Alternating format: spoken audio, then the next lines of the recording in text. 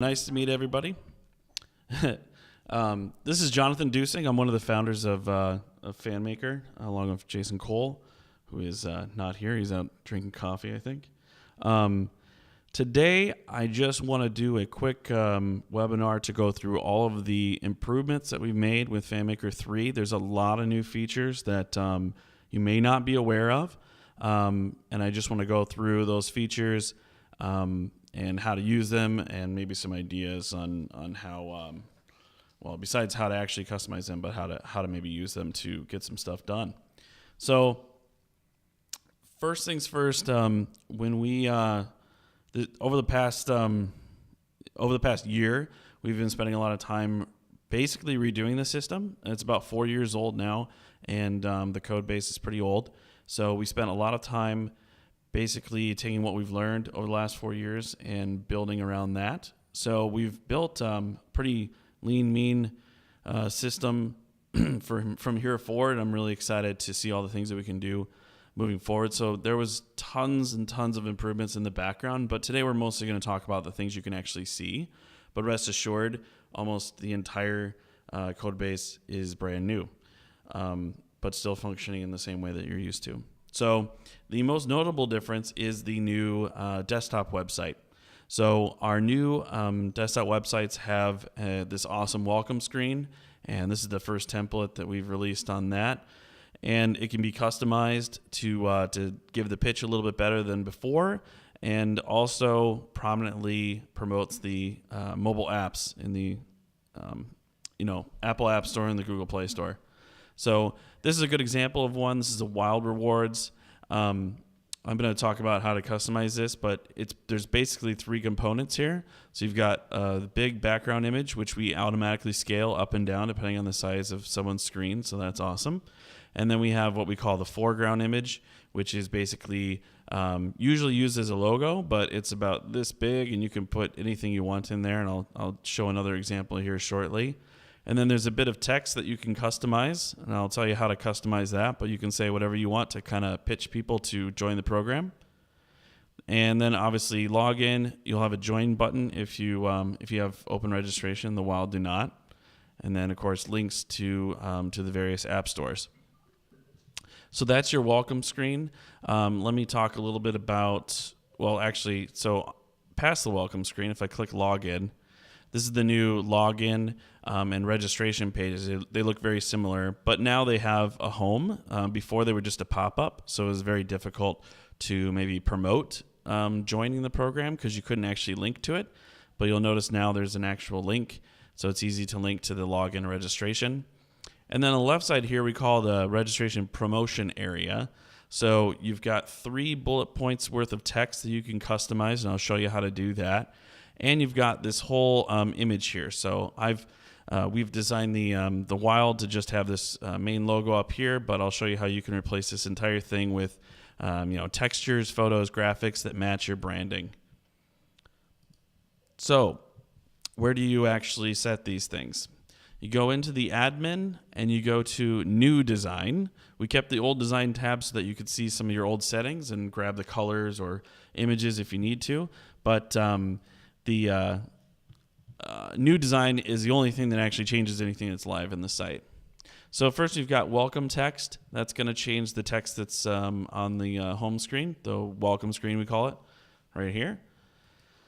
It's traditionally 2 lines, and there's a limit. I want to say something in the 120 character range. So you can type whatever you want in there and put a return in if you want it to go to the next line and be 2 lines. Colors. So we've greatly simplified colors. I don't know if you remember, but the old design tab had about 20 different colors for every site, and that was kind of difficult. So we have background color and highlight color.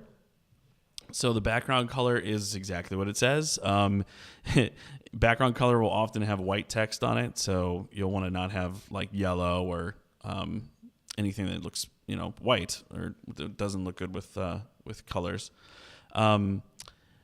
With light colors on top of it. And then highlight color is also used mostly on top of white. So you'll see that throughout the rest of the design. And there should be some kind of color that pops. Most sports teams, obviously, you've got a couple of colors that complement each other really well, so it should be easy. So the main welcome screen is comprised of the welcome background, which we have some sizing suggestions in here, but pretty much anything you upload will technically work. It'll just look blurry if it's too small. And I do recommend those being dark and also being something that white text and logos and things will look really good on. So keep that in mind when you're designing that. And then below that is the foreground image. So this needs to be a what's called a transparent PNG. And this is so that it can be placed on top of the background image. And all of this scales. So if I've got a little screen on my computer or a big screen, it's always going to look great. So that's the reason why this size is kind of big. Then beyond that, inside the site, you have, so beyond that, there's the basic settings for the logo of the website and logo on mobile. Those are all old, nothing particularly new about that. If you need any help with any of this design stuff, Adam would be more than happy to help. You reach out to Adam at FanMaker.com, and we'll definitely put a designer on it and help you out. So the other thing that I talked about customizing is the join/login promo area. And that's in a slightly different place. If you go to General Settings and then go to Registration, you will find everything having to do with the registration. And one of the main things is the promo image. It's 323 by 440.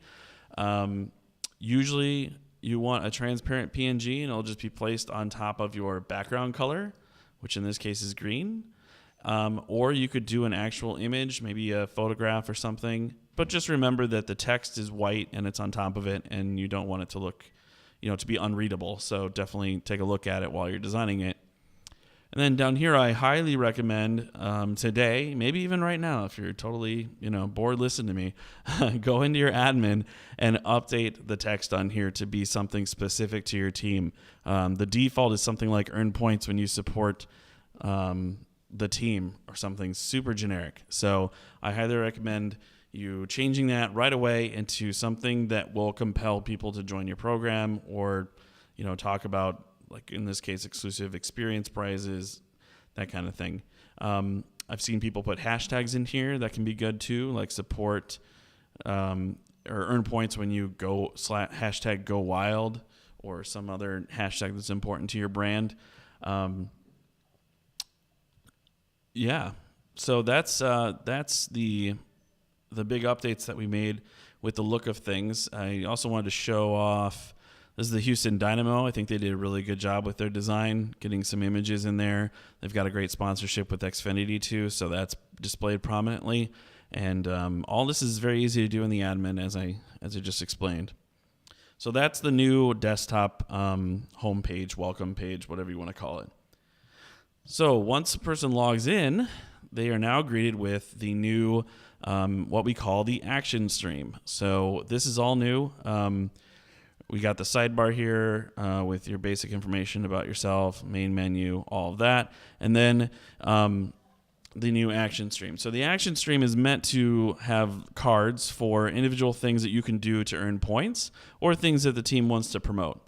So right now, this is Long Center, which is one of our first performing arts clients. And they've got there are some upcoming events, this Rhythm on Stage, Michael Jackson. So this is what an event looks like, promoting that. And these will go in the order of which those events are coming up, obviously. Then we've got Invite a Friend, where you can someone can type in an email address right on here, push submit, and it'll invite them. I might as well just do that real quick.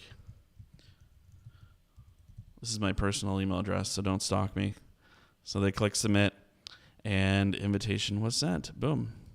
And then when the person accepts it, which I probably will, I will get 150 points. So then next to that, we've got some prizes. This is all random that comes in, basically, but some prizes are promoted in here. You can tell because it's got a little prize and says how many points it costs. Got some more events, promo codes. So if we had a promo code for that they're advertising maybe on their television commercials or in their print ads, you would type it in there and then it would work if it was actually real. And what else? They've got a couple more prizes. Yeah. So another example is Smashville Rewards. They do not have events yet because this is the Nashville Predators, so they haven't started playing yet. So and I'm really killing it here with 0 points earned. But you'll notice their stream has some different stuff in it. So this is Instagram. There's quite a few Instagram posts that are in here. And these are great because they're just injected in, and you can click them and go out and like them, comment them, whatever, follow the team. And then we have some, let's see, this is a contest. So it talks about how many points per entry, how many winners are going to get there. And they've been using the ad system to do some promotions for following them on Facebook or Twitter, and these click out to their Facebook and Twitter accounts. So you can really customize this and put whatever you want in the action stream. I'll show you how to do that. So in the admin, you go to general settings, and then at the very bottom is action stream. And this is where you customize that. So first of all, events. Do you want them in the feed at all? Yes or no? You can turn that on and off. How many events should be in the feed at any given time? Ads, on or off, how many ads. So if you fill up your thing and have 20 different things that could display for ads, this will obviously only do 10 random ones each time. Instagram posts, this has a little extra option here besides the quantity of them. How old should they be? So maybe it should be 5, but I don't want any from a year ago because I don't post a lot or what have you. And then prizes, depending on your preferences, you can turn on or off auctions, contest items, whether they display in there or not. Microsurveys, this is great. So this particular client doesn't have microsurveys on, but if you have microsurveys live, they show up right in the feed. They look a lot like this, like the promo code, and it's a fantastic way to get people to answer those questions because they just kind of pop in and say, hey, you've got a question to answer. And then if you click on it, it goes to a page and it shows all the questions that they haven't answered. So it actually will show, up to, it could be 10, 20 questions if they haven't answered any of the questions. And as they answer the questions down the page, they'll get points for it. So this is a great way to promote that. Fan strikes. So everybody knows what a fan strike is. Basically, you write up a tweet, and then when a person clicks it, they get points for it. So if you show fan strikes in here, it'll show that it looks a little bit like this. It's got the picture of your fan strike and then, of course, the message. But when I click tweet, it'll flip over and say you've got 50 points or whatever it is, and they'll actually get the points instantly. It'll tweet instantly. It's a really nice, instant gratification kind of thing. And then promo codes. If you don't have any promo codes, the promo code entry will actually disappear. So you can just leave it on, and when you have codes that are live, they'll show, and when you don't, they don't, which is great. And invite a friend. If you're using that feature, you can turn that on. And tasks, which are basically a lot like an ad, except for you get points for clicking it. So it'll display an image like this. When you click it, you get X number of points, 50 points, 10 points, whatever. That's what that is. And I'm kind of flying through these things because I'm assuming you know what most of these things are. But if you want an explanation of any of them, or you want to dive a little bit deeper and strategize, like how should I use fan strikes? How should I use tasks? First of all, we've written a lot of blog posts about those that we can help you link you to. But we can also just connect you with Adam, our activation coordinator, and he can personally go through it with you as to how to use some of those features. So that is the new action stream. It can load a lot of cards, a few cards, just depends on whatever you want to have. And also, I should say that down the road, we do plan on bringing this action stream to mobile. So no ETA yet on that, but it will be coming. Moving on to our new friend, Leaderboards. So we've had Leaderboards forever. We redesigned them with the new FanMaker 3, but we also made them a lot easier to manage and more powerful. So here's an example of all the different kinds of leaderboards that we have. So you can do an all-time leaderboard, and you can set it to be anywhere from 10 people to 100.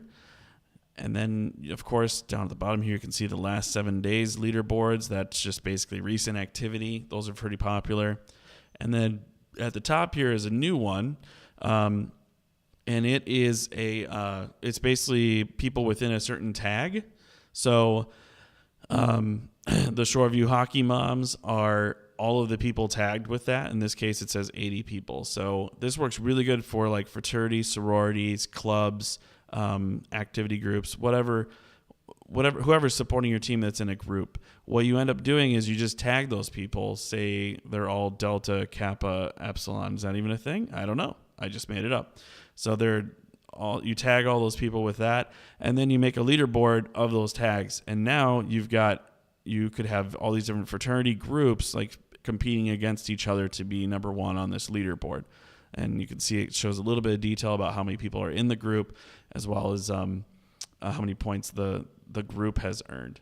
So it's a pretty powerful feature, and I'll show you in a second just how to use it. Next up down here is you can do a leaderboard by membership level, and I'll talk a little bit more about that. We released that a couple months ago, and basically it allows you to have levels that people achieve, silver, gold, platinum, whatever you want to do. And then you can do a lot of powerful things with that, but this allows you to do a leaderboard with a particular level. And then lastly, what's not on here actually is leaderboards by tags.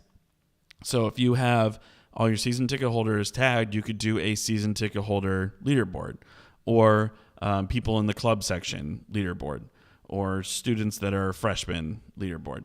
And the sky's the limit, honestly. So speaking of the sky and the limit, let me go into the admin here and show you how to actually do those. So in the admin, you go to general and then leaderboards. Makes sense, right?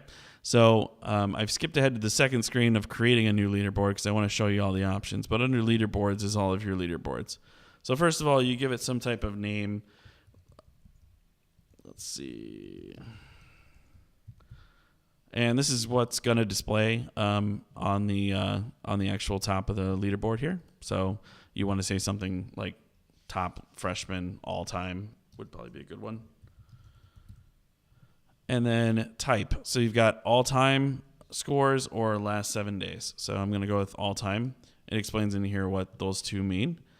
Limit. So how many people do I want to have on the list? I'm going to say 20. 20 is usually a good number. That looks pretty nice. Obviously, or like it says here, the maximum is 200. And then I've got these tag options. So I'm going to turn on restrict this leaderboard to only members with at least one of these tags. And I will go in and I will add freshman, even though there is no freshman tag. But if there was one, that would work. And then you got group by users or group by tags. So grouping by users will give me a top 10 list of the freshmen individually, their names, Joe Schmo, and whatever the different people are. If I do tags, I'm going to get, in this case, I'm going to just get a leaderboard with one member on it. It's going to be freshmen. It's going to be all the freshmen working together. So what I could do is I could add sophomore, junior, senior tags, and then make it group by tags. And what I'm going to end up with is a leaderboard where I've got freshmen competing against sophomores, juniors, seniors. Really interesting stuff. I'm excited to see how people are going to use it. Really easy. You can make as many leaderboards as you want, and they just kind of tile in on the page. And you can change them at any time, and it's very easy. So please check that out. Give it a shot. Moving on. So this is probably one of the more powerful features that we introduced with FanMaker 3. So I'm going to need you to sit down for a second. So this is custom pages and custom menu options, and we've made it work on mobile. Cheers. So what that means is you can create custom pages with your own HTML or use our little WYSIWYG editor to write up something if you don't know how to do any development. So here's an example. This is the Wild Rewards program. They created a custom page called Earn Points, and just visually explains a little bit how one would earn points and what kind of points one would earn for certain things. So this is what it looks like on desktop, and then now on mobile. So I'm going to scroll over here, and I'll talk about this new menu here in a second. But if I go to how to play, which is what we called it on here, I can see basically the same content in the mobile app and mobile web. So if you're following, what this means is you can basically do anything in the mobile app and the desktop site. if you can put it in HTML and make any kind of thing, it could be an interactive game, it could be just information like this, it could be links out to a video player. I mean, really anything you can put into HTML is going to work in here, which is pretty exciting. It allows you to add whatever you want to your mobile apps. You've always kind of been able to add stuff to your desktop site, but mobile is it's a pretty big paradigm shift. And you can also have links that are actually external. So I added wild.com here. If I click this, and this is kind of a synthesized, mobile app here, I'm going to get out to wild.com. So you can add external links as well as regular links. And if you notice, the menu, because now you can add as many things as you want, is now interactive. So this menu could have 100 things on it if you wanted to, just be a lot of scrolling. But I can now scroll around here. And lastly, I can also make any of these pages the default page. So if I wanted every single time the person opened the app, I just wanted to go straight to the prize store, that's what would happen. If I'm not really big on events, like a few of our clients don't actually use a lot of events, I could make it automatically open up on the activity page. A lot of flexibility. You can really achieve a lot with this. And if you have some ideas about what custom pages you'd like to do, but you don't really have the resources to make them, please talk to Adam and maybe we can figure out something. We want to help you build some of these custom interactions. So let me talk about how you actually do this. It's actually quite simple. So in the admin, under the pages section, which has always been there, we have the custom pages, which you're probably kind of used to seeing. And then now we have mobile links. And so under custom pages, you could always add custom pages. That's always been a feature, but it's always been a little bit hard to rearrange them. So if you want to, you can drag and drop to rearrange things, and this will change them in the main menu on the top of your website. But then also there's adding the actual mobile content. So if I go into earn points page, I'll edit that. All right, so this earn points page is mostly HTML. There is a WYSIWYG editor. What you see is what you get, which you could use. It's got all the usual stuff, so you can actually format a pretty good looking page that way. But if you do HTML, you click the little pen here and you can paste in the HTML that you make maybe elsewhere. So this is the body of the desktop site, and then below it is the code for the mobile site. So you can have completely different layouts and content for mobile versus desktop. But you do have to actually build a mobile site, a mobile content in order to use it inside the app. So if I go back to here and I want to manage my mobile links, this is where that is. So if you notice down here, I've got how to play is the one I just added, and then wild.com is the external link one that I added. So I can mess with this and change. Let's say the how to play is very similar to our points page because it's explaining all the things you can earn points for. So I'm going to go ahead and edit the how to play and instead make it earn points, which is something I know is important to the Wild explaining. And you'll notice that it's an internal page. And then when you have internal selected, you can select any custom page that has mobile content. So it's internal, and I want it to use the earn points content. And then let's say I want to replace the points page with that. So if you notice right now, the points page is active. I'm going to make it inactive. And then I can grab the earn points page and I can move that up there. And now on the menu, let's see if it refreshes quickly for us here. Beep up, beep up. It's probably caching, so you have to give it a second and maybe actually be using a mobile phone and not just your web browser. But once you get that updated, it will show that points is gone and earn points is there instead. And then if you notice on the right side here, you've got what is the default page.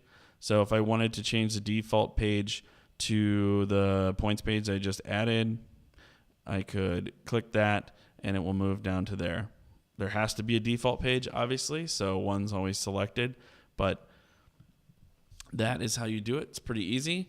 And as part of this, you can rename things that have always been there. So the events page that has always been the events can now be called the schedule if you want, or it could be upcoming games.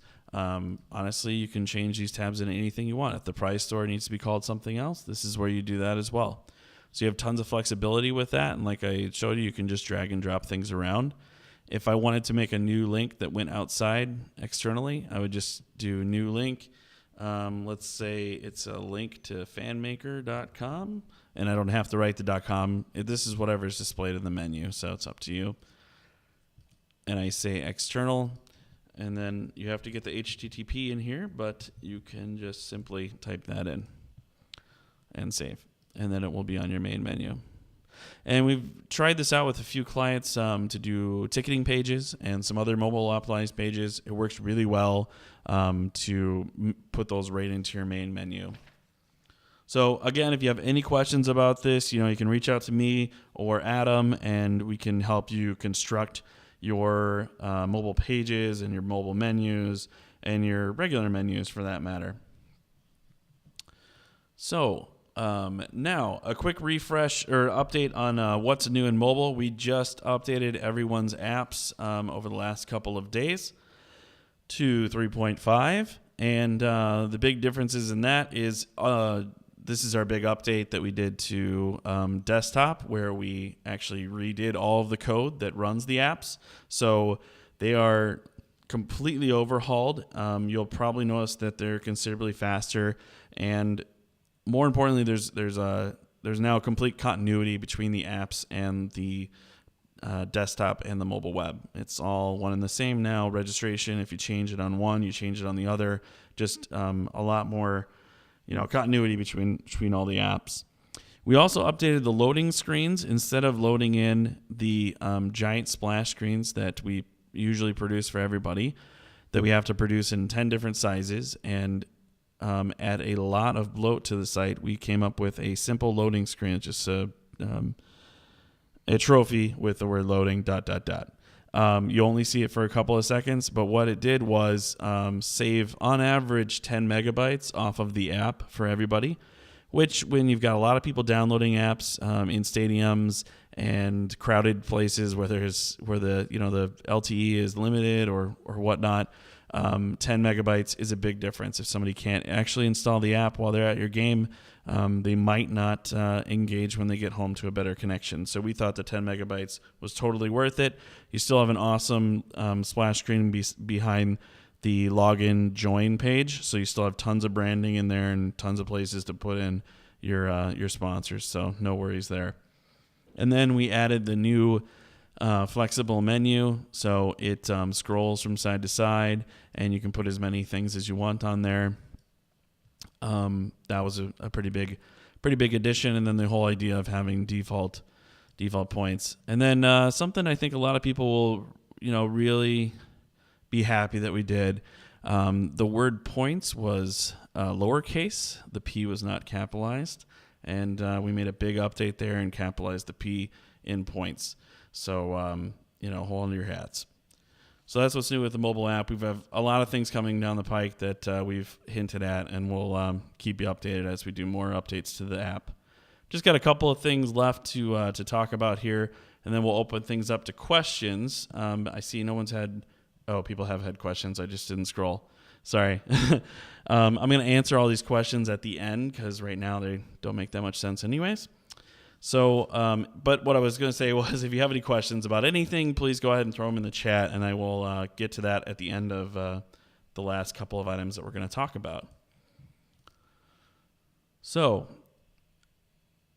next up is a often asked for feature. It's an actual activity history view. We call it kind of a bank statement of your points. So this is my Wild account. And all users will see in the bottom left their latest activity. It's going to be the last 5 things that they did. It looks very similar to the mobile version that you're used to. But now we've added a view all, which allows you to log back in because you were logged out. Just a second.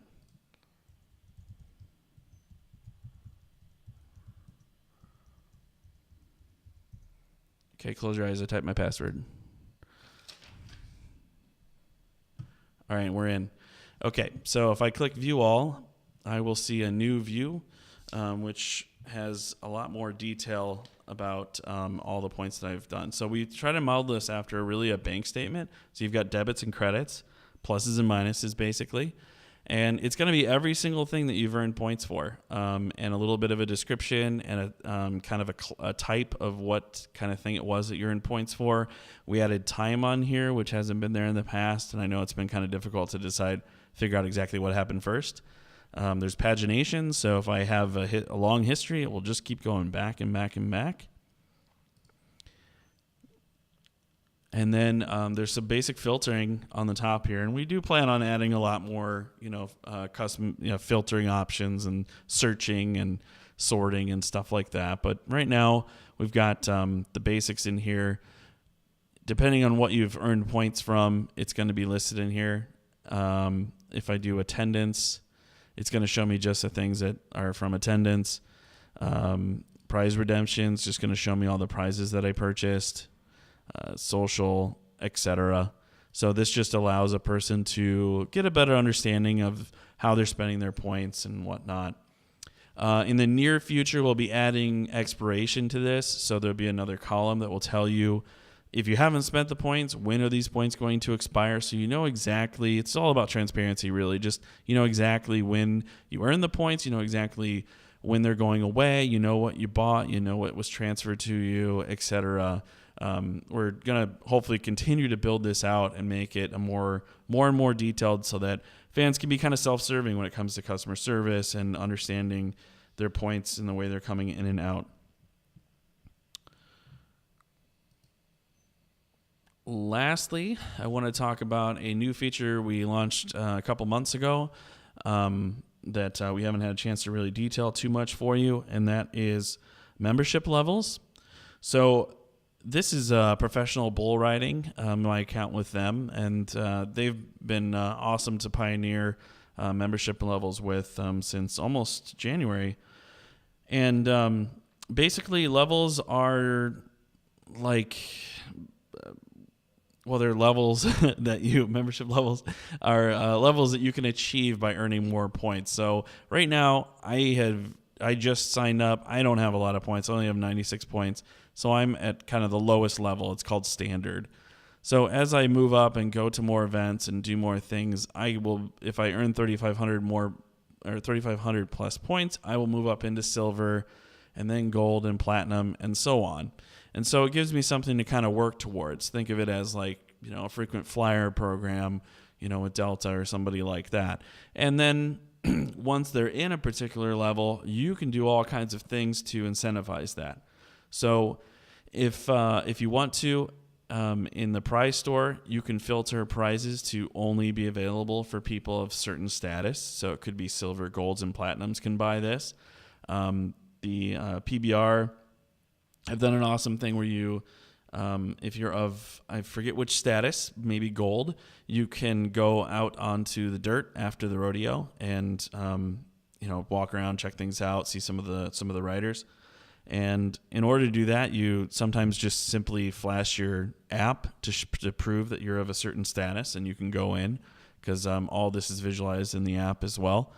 So there's a lot of awesome options. It has all the same filtering that you're used to with tags and whatnot. So when you're creating a list or searching who to email, who to do a push notification to, etc., you can now limit by tags and really create like a whole different experience for people at different levels.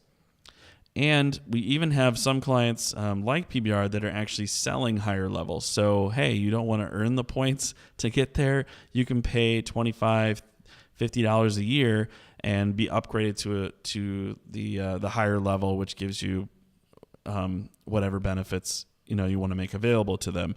So there's a whole world of paid membership plan upgrade or membership level upgrades that you could open up. We're doing a little bit with that with Kids Club, and I'll talk about that further on down the road about our Kids Club solution that we're launching for Mississippi State. Hey, Rhett, shout out. He's on here. So, but membership levels are kind of the root of all of that. It's a pretty powerful program. You have to work with us to set it up. It doesn't, take a lot of effort, but there's a lot of ways to do it wrong. So contact Adam if you're interested in membership levels. You don't have to give away anything special at the higher levels, but you might want to put it in place just to give people a structure as to something to work towards. And then maybe down the road, throw in some exclusive contests or something for some of the higher levels. I do encourage you to get started with that. Most loyalty programs have some type of leveling. This is kind of like badging and leveling. It's all very similar stuff. So please check that out. And we'll be opening up some of those paid membership level upgrades at some time in the winter. So if you have some ideas of some awesome incentives you can provide and you think it's worth money, which it probably is, you can work with us to allow people to buy those upgrades inside of rewards. So lastly, I just want to talk about a kind of just a neat little update that we did to the dashboard. So if you haven't noticed, there's an engagement graph which has replaced, I believe it's logins or activity or something that wasn't very good. So now it's engagement. So what this will show you is not only did someone open up the app, but like how much stuff did they do when they were in the app. So because all visits are not created equally. So this used to be more of a visit chart, and now it shows the actual activity. So it's separated out desktop, mobile, which includes app and mobile web, and then anonymous is anybody who's not logged in. So if you run some advertising or something, you're going to have a huge spike in anonymous probably, followed by a spike in regular activity, for example. If you've got an event, you're going to probably see a huge spike in mobile, and so on and so forth. It's a pretty powerful graph, and we're actually, besides putting it on the dashboard here, we're going to be adding it to individual members. So if I go to my page, if you go to look up a particular season ticket holder, you'll be able to see how they're engaging with the program and how often they're engaging with the program. When's the last time they were really on there? Are they using the apps on a micro basis? But this update on the dashboard, I think, is a much better graph to show what is really happening and are people, picking up what you're putting down, basically. So that's everything on my agenda. I am going to plow through the questions right now, starting with the top. So if you have any other questions, both about what I talked about and anything else, honestly, that has to do with FanMaker, specifically FanMaker. I mean, we could talk about, politics and life, but let's talk about FanMaker. So if you have any other questions, go ahead and throw them on the chat, and I'll answer when I get down to them. So this first question is from Michelle Pat? I'm sorry. I'm going to say it wrong. Okay. How do you get the App Store buttons on the home screen? Awesome. So that's very easy, but it is done by Adam. So if you just reach out to Adam, he will go ahead and add your app buttons to the home screen. He just has to put in the special links to the app in the in our backend, and those links will show up right away. So if anybody's missing those, please say something. We'll get them in there right away. Jeff from PBR, in terms of group tags, could we make the ability to tag available to customers and self-identification purposes? That's an excellent question, Jeff. Actually, for a little while, we have allowed people to tag themselves during registration, and a few of our clients are using that feature. We have a client where everyone is from a particular high school, and they have to pick which high school they're in, and then the high schools compete against each other. That's the Wanderers down in Australia. So we have that feature. It's actually under registration. Basically, you add in all the different tags that you want people to choose from in a drop-down menu during registration. And unfortunately, it's registration only right now. And then you will have to probably connect with us to make sure, as it says in here, it takes a developer to set up just to make sure that happens in all of your registrations. But it is possible. So If you have a student program and you want to do a fraternity sorority type thing, now's the time. You have to type in, create tags for each of the fraternities and sororities and have it added to the registration so that people can select it. But yeah, that's a great idea. It just has to be kind of planned ahead of time. Another question from Jeff. For leaderboards, how do you switch the order of the leaderboards? Currently, you cannot change the order. It will go in the order of which they were created. I know that's kind of unfortunate, but let me go to a client that has leaderboards. Well, it only has one. So you create multiple leaderboards, and this is, and in the order that they show up on here, basically by the ID number is what they'll show up on the website. There's some pseudo ways to kind of rearrange it by basically recreating the one you want to put at the bottom. You recreate the one at the top, delete the original one. There's some stuff you can do to sort things out. I would work with Adam on that, and he can definitely help you, go through that and get them in the order that you want. It's not drag and drop right now. I don't know when it will be, so just talk to Adam. Rhett's got a question. Do links to external sites work if they are written a new page on the app? Within a new page in the app. Okay, so external links inside of the app will open up Safari. They do not open inside of, inside of the design. They do not open like down here. We do expect to add that feature in the future, but there's some unpredictable stuff we got to test out and make sure that's going to look good down there. Also, scrolling can be an issue. When we design pages down here, we can design them for scrolling to be correct and keep the menu at the top. But when you're just throwing in your schedule page from your official website, it might, when a person goes to tap and scroll, it could really mess things up and could put them in a state where they can't get back to our main menu. So right now, external links open externally in Safari, or on on Android it opens in a different browser too. Jeff, could the engagement dashboard be updated to show a line that represents the sum total of all engagement types? That's a very good idea. There's a lot we want to do with the engagement chart. Also, just kind of comparing like week over week, month over month, year over year. We have a lot of things coming down the pike in that area to give you more and more exposure into your dashboards and stats and things that are happening. So, look forward to that. And if you have any other ideas, Jeff or anybody else, we'd love to hear them as we're in our more planning stages for doing things in the admin. And just so you know, throughout the year, we kind of group things into, okay, now we're doing a big update to desktop. Now we're doing a big update to mobile. Now we're doing a big update to the admin. And so right now, what's really important is as people onboard and start their big seasons, we are focused on things that touch the consumer and things that will get them to be more active in the program. So that's what we're working on right now. We will circle back in the winter here to updating and doing some updates or doing some additions to the admin. So you can definitely expect some of those enhancements to come with with the dashboard and whatnot. Matt Anderson, I have 10 upcoming events queued in the action stream, but only 4 showing up. Am I doing something wrong? Matt, I'm sure you're not doing anything wrong. I can't see how that could happen. So it's probably on us. I believe it's a maximum of 10, but depending on the dates, it might only show a smaller amount of events. I would have you reach out specifically to Adam, and he can research that and see if it's actually a bug or it's behaving in a way that we're not expecting. So yeah, please send Adam an email on that, screenshot if you have it. Olivia, thank you again for staying quiet since I couldn't mute your line. But Olivia has a question. Could you possibly give us a quick overview of the Kids Club features? I can't right now. We're really deep in building it, and it's going to be awesome. And I just want to make sure that when we show everybody the Kids Club extension to FanMaker, that it's completely baked. But it's pretty exciting.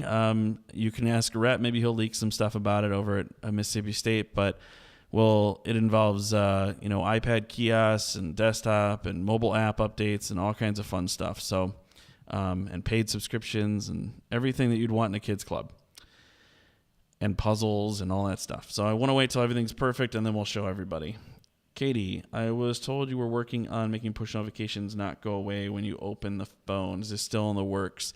It is. So what she's describing is when a push notification pops up and you tap on it, you can't go anywhere, and so you never see it again. So what we're working on is persistence of push notifications where the message would persist inside of the app. So if I tapped on it, it would be in the app. I would see the latest notification. So if that notification had had a message like show this notification and get 10 cents off chicken wings at XYZ, then you could do that. And so that's something we're working on. It involves a pretty hefty update to some of the mobile stuff to make sure that we can what's called deep link into the app. So you need to be able to deep link from the push notification. It's fairly complicated, but it's definitely on our plans and definitely more in the short term than the long term. So we'll announce that when we get it done. But our goal would be to have not only the ability to see push notifications that you sent, but also be able to send coupons that might live in the app for weeks or months after the push notification. So we'll get back to you on that. Okay, there's some questions about connectivity to Instagram accounts. So we no longer connect with Instagram. I sent out an email about a week ago. Instagram made some major changes to their API, and it's not something that we can reward anymore. We do show the Instagram posts inside of the action stream, and I talked about how to customize that. If you're having trouble getting your handle inside the action stream because you can't connect it, you're getting an error or something in our admin, just talk to Adam, and if you give him the handle of your Instagram account or accounts, he can get that added to the feed for you in short order. And that looks like all the questions that I've got. I really appreciate you guys coming out and listening to me blab on about everything that's new in FanMaker. I hope you enjoy these improvements. I think there's some really powerful stuff in here, and both Adam and I are excited to talk to you about how you can leverage some of these new items in your program. So thanks everybody for coming. Have a good rest of your week. Bye.